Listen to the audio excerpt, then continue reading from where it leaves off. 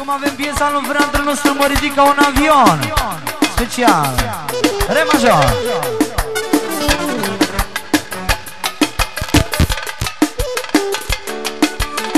Îmi place să mă prepar, să mă prepar, să văd dușmanii ce fac, ce fac, ce fac. Uite că eu pot să mă ridic de jos, mult mai sus decât a fost. Îmi place să mă prepar, să mă prepar, să văd dușmanii ce fac, ce fac, ce fac. Uite că eu pot să mă ridic de jos, mult mai sus decât a fost. De Răzvan Frumoasa și Roberto. Ale, ale. Haide, haide, haide. Lugamoru. Ale, ale. So, de la Coco. Pentru toată echipa lui, pentru Crețu, toată echipa lui trească. Multă lume a spus că m-am dus, dar eu mai bine m-am pus. M-am pus bine rău, bine, bine, bine. Son, de la Balica.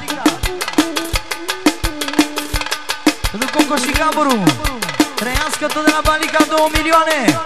Pentru Coco și Gaboru. Tot de la Balica 3 milioane.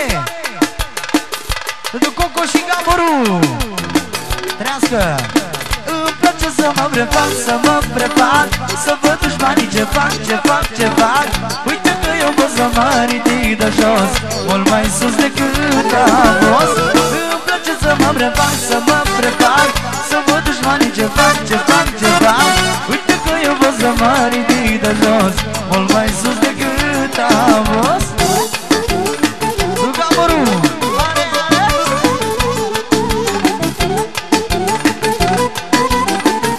Roberto și Răzvan.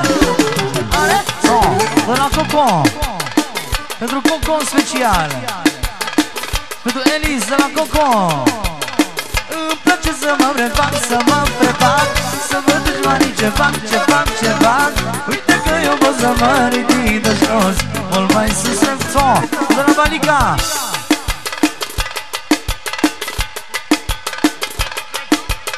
Pentru Dan Armeaca de la Balica, care dacă nu era el, nu mai erau manelele. Îți spune Balica, fratele nostru. De la Coco pentru Balica. De la mine pentru Răzvan și Roberto. Trăiască familia frumoasă și bomboane.